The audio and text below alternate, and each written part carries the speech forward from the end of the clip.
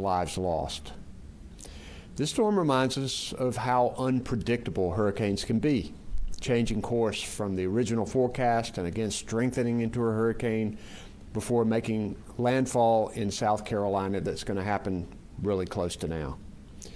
Now we are feeling the impacts in North Carolina. We're seeing significant rainfall. As much as 8 inches is expected in some places, along with strong winds. We're seeing storm surge flooding along our coast, and flash floods are possible across the state, and we may see some isolated tornadoes as well. State emergency management officials, the National Guard, and local first responders are staged across the state and working to keep people safe. And the state of emergency that I declared on Wednesday remains in effect. Power outages are increasing as the storm bears down. More than 29,000 homes and businesses were without power as of 1:30 p.m. Utility companies have brought in extra crews from other parts of the country and tell us they have thousands of workers ready to repair lines and clear down trees and debris. Our North Carolina Department of Transportation workers in all 100 counties stand ready to help clear our roadways, and I met with some of them earlier today here in Wake County. And I want to take this moment to remember Anna Bradshaw, a Department of Transportation employee who was killed on the highway cleaning up debris last month. These workers are doing an important service, and I ask drivers to be aware of their surroundings and cautious so that we can keep our employees safe. At least 71 of our school districts are closed today or on modified school schedules. Both of our state ports in Wilmington and Morehead City are now closed, and the ferry system has suspended all ferry routes until the storm passes. We expect winds, rain, and flooding to continue to impact us into Saturday. And I encourage people to heed the warnings of local officials and make sure you have a plan if you are in an area with a flood risk. We've faced storms like this before, and we know what to do. Especially this weekend, I appreciate the efforts of our emergency management officials, our National Guard, our State Highway Patrol, and other first responders to keep people safe. Our thoughts are with our neighbors to the south, particularly in Florida, as they recover from the devastation that this storm brought. We currently have personnel on the ground in Florida, and after the storm moves on from us, we'll offer more assistance to them as they begin what we know will be a long and hard recovery. Today I'm joined by Emergency Management Director Will Ray, Public Safety Secretary Eddie Buffalo, our Transportation Secretary Eric Boyette, Major General Todd Hunt, the Adjutant General of the North Carolina National Guard, and Colonel Freddie Johnson, the Commander of the North Carolina Highway Patrol. Our American Sign Language interpreter is Nicole Fox, and behind the scenes our Spanish language interpreters are Yasmin Mativier and Erica Kugler. At this time I'll ask Director Ray for his update. Thank you, Governor Cooper. Good afternoon, everyone.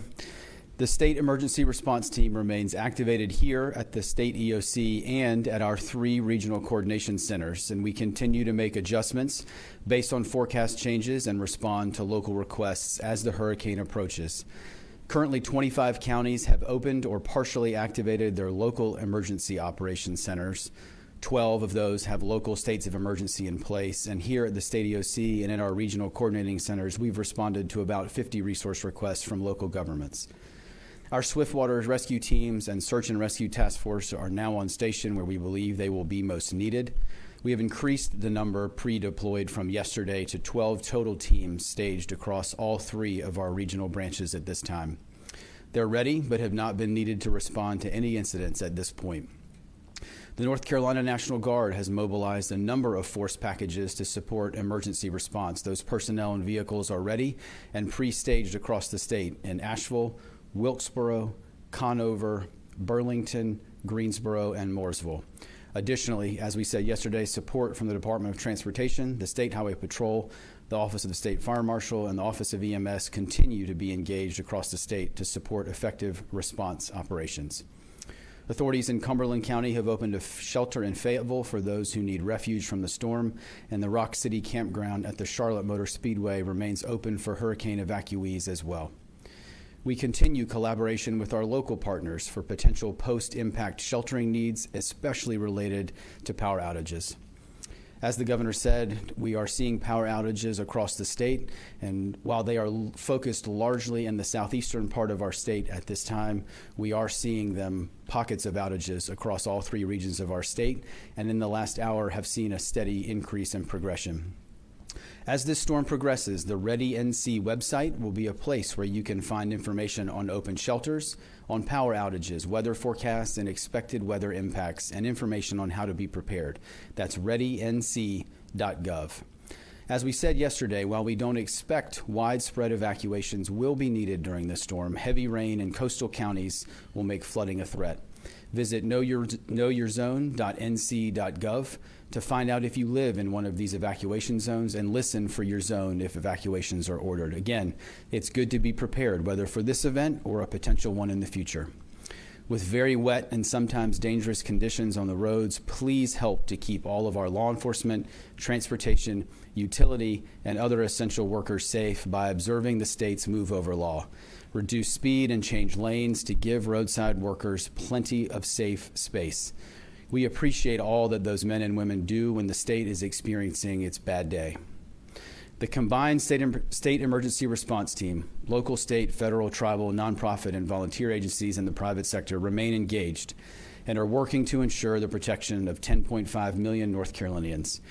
I'm incredibly proud of the men and women of the team as they collaborate to make sure we can get the right resources to our local communities when they're needed. Again, we also need each of you as a part of that whole of community approach to check on your neighbors, your friends, and family, and look out for each other as we move through this storm to make sure everyone is safe and secure. Thank you, Governor. Thank you, Director Ray. And now we'll hear from our Transportation Secretary, Eric Boyett. Thank you, Governor. Good afternoon. I first want to thank all of our thousands of employees from NCDOT and our partnering agencies who are preparing the state for this storm and have helped us respond over the coming days. Your hard work and your efforts are recognized, and we appreciate everything you do to keep us safe. Governor Cooper and I did visit today with our Wake County Maintenance Yard earlier, and we're prepared and watched how our teams are ready to respond to this storm. Our first responders across the state are working around the clock, and the best thing you can do is stay off the road so that they can do their job safely. NCDOT continues to actively monitor and respond to roadway conditions, and our roadway conditions are worsening. We are seeing more road closures as the storm is moving closer. We're keeping our eye on the storm surge in our southeastern counties, including an inward flow toward the Sound and rivers. We are also experiencing isolated flash flooding and the potential for downward trees as winds are expected to increase in some of our areas.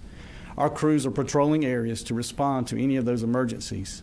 We have thousands of signs, barricades, and other necessary equipment ready to respond for these efforts. Our staff at our traffic operations centers continue to monitor traffic conditions across our state 24/7.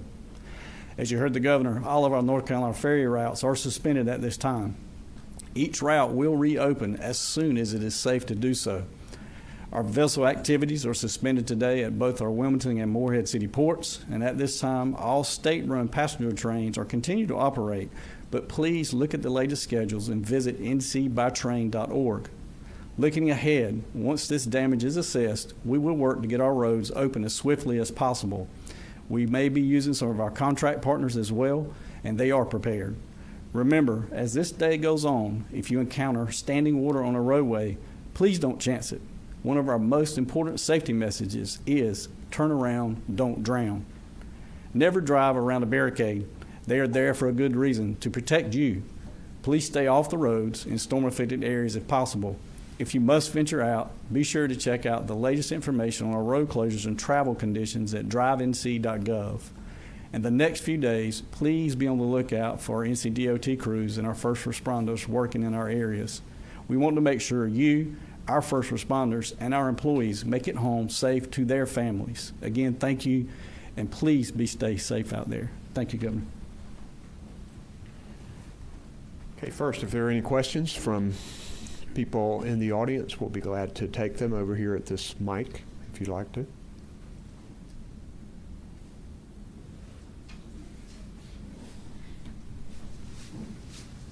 Good afternoon, Governor. Elaine Athens from ABC 11. I was just with you over at the maintenance yard as you were there, meeting with workers who are out on the ground doing this work and putting in long hours and doing so. What I believe I heard you say there was that perhaps central North Carolina is going to be a little bit more impacted than originally thought. So what does that mean for your overall plan for this area? Are you mobilizing, deploying perhaps more crews here now? Well, one of the things that you learn in emergency management is that you have to be flexible and you have to plan for storm tracks moving one place to the next. We were looking at this being more of a Western North Carolina event a little earlier. The storm has tacked a little bit to the east, so we may see more rain in the southeastern and central part of our state than expected. So the road crews and emergency management officials are staged in different parts of our state. And if we see that needs are greater in one part of the state than the other, then those crews are ready to reposition. And that's why they've been spaced out the way they have been. So would that mean, I guess your greatest concern perhaps is those threats of flash flooding, where, in past hurricanes, Florence, Matthew, we've seen those waterways really swell and just kind of put communities out. Is that the concern here? Yes, flash floods are a concern, and that's why we want people to go ahead and stay off the roads, to also listen to their local officials. They would be the ones to make a determination whether someone needed to evacuate an area. And so we want people to make sure that they have radio with batteries or have some way to listen to those kinds of weather warnings if they would need to evacuate their homes. And we are concerned too with flash flooding on roads. This is why we want people to stay off the roads, because sometimes people can find themselves in a situation where roads are flooding. And we know it does not take much to move a car, just a few inches of water. So we need everybody to be smart, and we need to respect the fact that these crews are out there doing their job, and we want people to stay home if they can. Yes, sir. Hey, Michael Hyland from CBS 17. This might be for you or Secretary Boyette, so whoever wants to take this one, but you mentioned having the contractors come in. To what extent is the state having to rely on contractors? Is it any more than in years past, just with the challenges we've seen in hiring people these days? And have those contractors been able to fill in all the gaps so the response is what we would expect?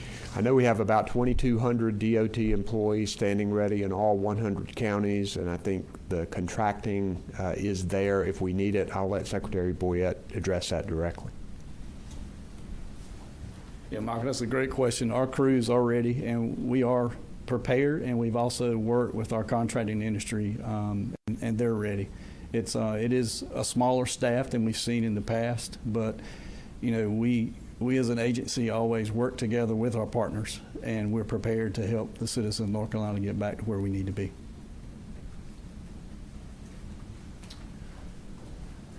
So do we have any questions from anyone on the phone? We have Gary Robertson from the Associated Press on the line. Go ahead, Gary. Thank you. Can you hear me, Governor? We can. Great.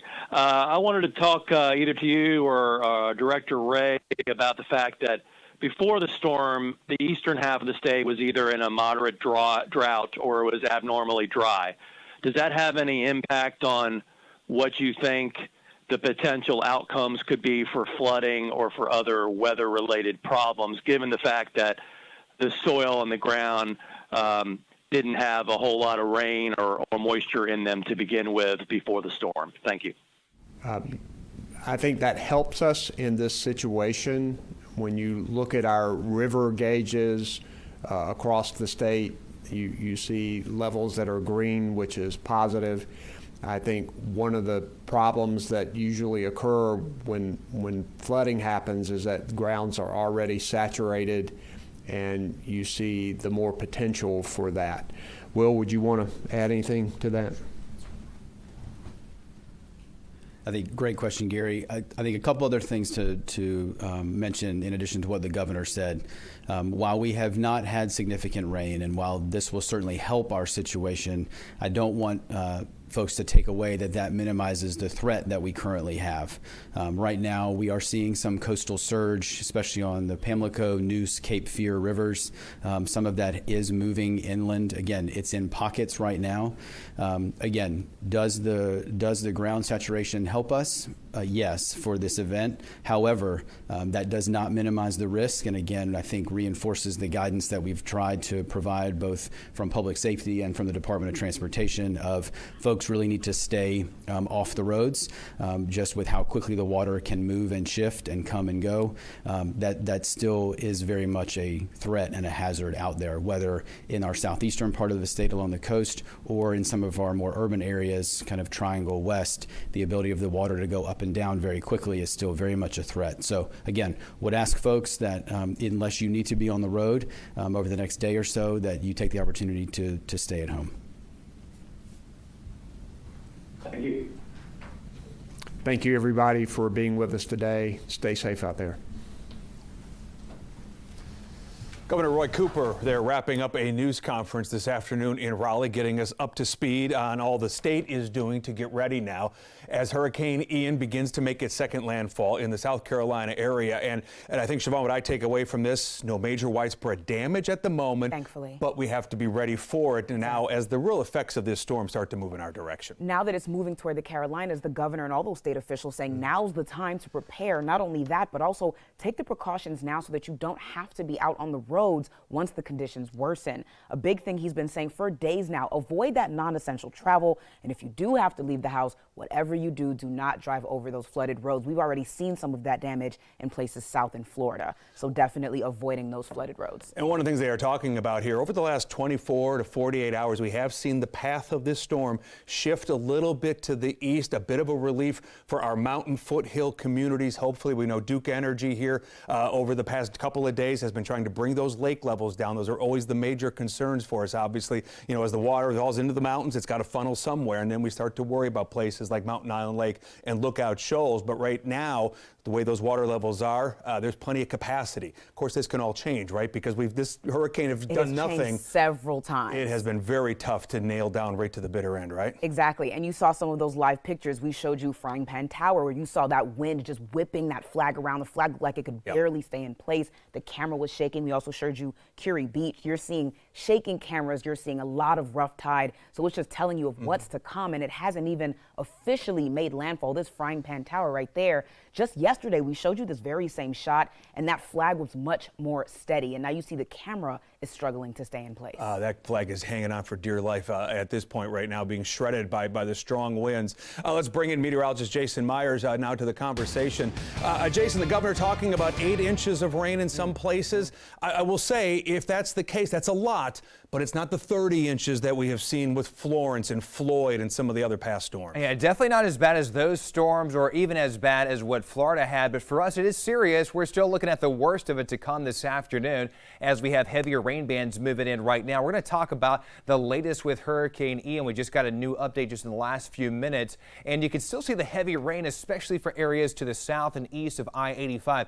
These are the areas that we're expecting maybe the highest amounts of rain and the highest wind gusts as we head throughout the afternoon. That's areas like Union County, Anson County, Richmond County, so from Monroe to Wadesboro to Rockingham, further south, Chesterfield, Lancaster County, also the heavier rain, York, Chester, and up into Mecklenburg County. We are seeing some lighter rain for areas a little bit further off to the north and to the west of I-85. It's a little bit more moderate, steady rain, but these heavier rain bands now beginning to move in. So if you have to travel, again, that's where we're going to be dealing with some dangerous driving conditions here with the high winds and also the heavy rain. Best to stay off the roads if you can. Now, we're also keeping a very close watch here. Here's that center of circulation just looking like it's getting ready to make landfall here. It hasn't officially, but the outer walls are starting to work their way inland. Once that center of circulation gets about right on that center part over land, that's when they will officially say that it has made landfall. So that's going to happen here any minute, or at least least in the next hour. And it looks to be right around the North Santee area, Georgetown. Here's Myrtle Beach. So if you get a little further south, you get a little bit more toward Murrells Inlet, Litchfield Beach, Pawleys Island. So these are some of the areas along Highway 17 here where we're going to see maybe some of the worst of the winds, where you may see some wind gusts there that are hurricane force winds. We're talking about winds over 75-mile-per-hour wind gusts possible there. So here's the very new data that we have that just came in, again, from the National Hurricane Center. And again, it's still a Category 1 hurricane. Winds are at 85 miles per hour. Those are sustained winds. Again, sustained winds at 85. May see some higher wind gusts. Its movements to the north now at 15 miles per hour. So again, you can see that center of circulation just beginning to maybe move in. Myrtle Beach is getting hit hard with this, as well as up toward Cherry Grove, over toward Ocean Isle, Holden Beach, Wilmington, Wrightsville Beach, Curry Beach, Carolina Beach, all getting hit very hard here. And you can just see one round after another of this heavy rain that keeps circulating through, and that's all heading in our direction. That's why we have that tropical storm warning for us, and why today we've issued that first alert weather day. Again, as we get closer to 8 o'clock this evening, still forecasting winds of 60 miles per hour. So at that point, that would be downgraded to a tropical storm. It's going to lose its tropical characteristics. That's why you see the L. We'll continue to have the heavy rain here as we go through this evening at 8 o'clock. So again, best to stay off the roadways throughout this afternoon and this evening, as the worst is still to come. 2 a.m. here, we see the center of circulation beginning to move across our local viewing area. So areas like we were just talking about, Rockingham, over toward Wadesboro, Richmond County, the forecast path, Chesterfield, moving right over you here as we approach around 2 a.m. Saturday morning. At this point, the heaviest rain out ahead of that center of circulation by early Saturday morning. This is at 8 o'clock in the morning. That center of circulation will be more up toward the High Point, Winston-Salem, Greensboro area, the Triad and I-40 corridor, with winds of around 30 miles per hour. Most of the rain will be out ahead of that center of circulation. So the rain should be diminishing for us here locally. We still may see some wraparound showers, so we're not completely done with the rain for the weekend, but at least maybe the worst of it diminishing. The center of circulation looks like it's going to go a little further north, up more toward Virginia, West Virginia here as we approach Saturday evening. But then it's going to stall out somewhat over the area. So we're still going to see some wraparound showers this weekend. But again, big improvements for Saturday and Sunday as far as just not having the heaviest rain. But we'll continue to have breezy conditions. Again, the worst this afternoon into this evening. We're still forecasting 3 to 6 inches of rain as far as wind gusts, potential 50 to 60 mile per hour wind gusts as we go into our later afternoon hours into our evening. Tornado threat remains low, but that is something we're closely watching with the WBTV weather team and Alicia Wilson also keeping a close watch on everything right now, and we'll be watching that throughout the afternoon and this evening.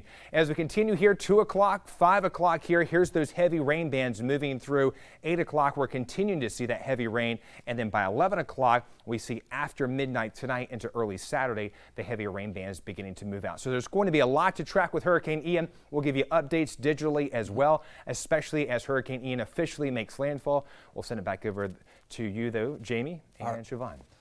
Jason, thank you. In fact, on the landfall issue, National Hurricane Center just tweeted out a few moments ago. They called at 2:05 p.m. Eastern time near Georgetown, South Carolina. Maximum sustained winds of 85 miles per hour. Hurricane Ian making its second landfall. Of course, the first back in the Gulf of Mexico on the Florida side of the Gulf there. And we know the serious damage it did there. Absolutely. We're still seeing so much recovery taking place in the Sunshine State. Thankfully, we're not going to get an impact quite to that magnitude, but that doesn't mean that you can let your guard down. Absolutely not. It's definitely something to keep an eye on and stay vigilant as it moves inward. So we mentioned Georgetown. Go just north of there. That's Myrtle Beach. We can show you a live picture there from right now, and you can see as the camera buffering here for a moment, but you get an idea there of just how high the water is right now. Now as that picture comes live here from crownreef.com, you can't make out where the beach normally is. Obviously, it has made it all the way up to the dune areas there. You see the pier there in the distance. It's holding on. That is certainly a good sign, but we're going to have a lot of beach erosion, certainly along the popular beaches that many of us visit during the summertime, sometimes in the fall as well, when we can make that quick trip down there. But they're going to be dealing with that and some of the water that is actually breaching in some places as well. Absolutely. And just moments ago, Myrtle Beach police were tweeting out that people are still out and about driving in these conditions. This is the very thing the Governor Cooper and those other state officials were saying not to do once we start getting rain of this magnitude. The governor also mentioned that we're already seeing power outages in North Carolina. Some 29,000 homes and businesses already without power as of 1 this afternoon, and the storm hasn't even fully made its way into the Tar Heel State. That's one of the things obviously we're concerned about here as these winds begin to pick up, as the storm center gets closer to us, that we might see some of those downed trees and power lines as well. Near where we think the landfall happened there in Georgetown is Pawleys Island. There was some video that was tweeted out a little while ago by the police department. Here's a picture from, you can see, looks like the pier there in the distance just swallowed up some of the docks there by the water as the storm surge just kept pounding away relentlessly for several hours as all of this was happening. Again, some of the still pictures here courtesy of the Pawleys Island Police Department there. And here is some of that video I was mentioning as well. As you can see, that storm surge has made it right there into some of the main streets around Pawleys Island. Again, a very popular place. As you can see, emergency crews there trying to make their way, making sure hopefully everyone is safe and to higher ground, because this is one of the things we're worried about. It's one of the things we know Fort Myers has been dealing with, Naples has been dealing with these really high storm surges, and we were worried about it again along the South Carolina coast, and there it is. It is a relief, though, seeing that video, that we're not seeing drivers out and about, but they have been saying that there are so many agencies, both in South and North Carolina, at the ready to make those rescues for people who end up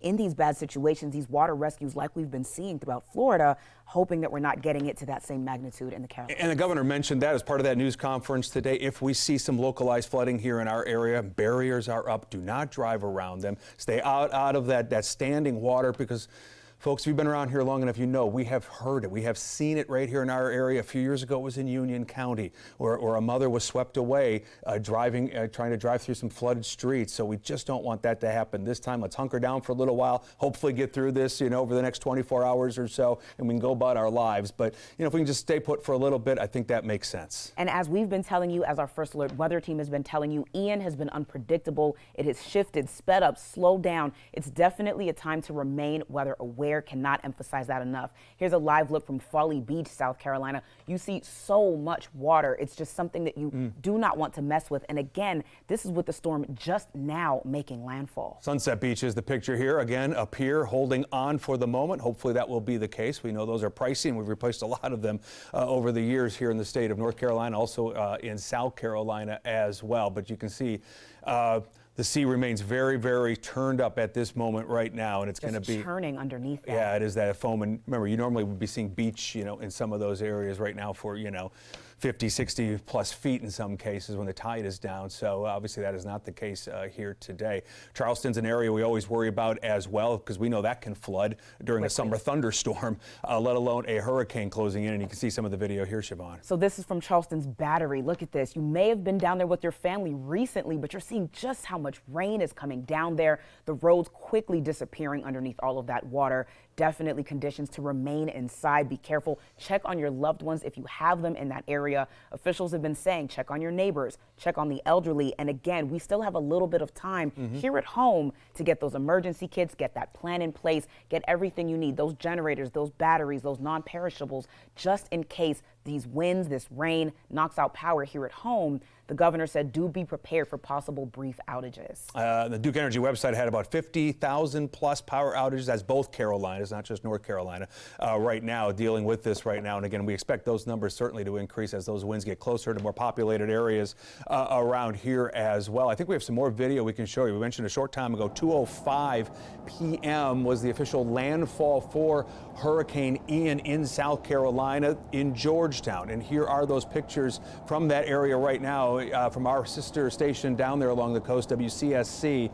And you can see the wind is whipping there. The branches are moving around there in that wind, and that water has obviously made its way into the town as well. So there's going to be this localized flooding. This is the main concern right now around the coast. Now as the storm moves in and those rain bands begin to move inland, we worry about all of our creeks and streams as well. So again, that gets to the point we were just talking about, is to avoid any of that water that you might see on roadways. Obviously, you see down power lines, don't touch them. Call Duke Energy, let the professionals come out. And that's another reason why they keep emphasizing that avoiding the flooded roads thing, because those power lines could even be hiding underneath that water. And that's a situation that nobody needs. Meanwhile, USGS crews were out monitoring creek levels at Stewart Creek in West Charlotte. So much going on. But let's check back in with First Alert meteorologist Jason Myers. Jason? And I just want to talk more about what we're experiencing here locally. And yes, if you've been outside just looking out the window, you can see it maybe shaking back and forth here on our HC tower camera as well. We're seeing wind gusts at this moment around 30, 35 miles per hour. Of course, it's been a cool day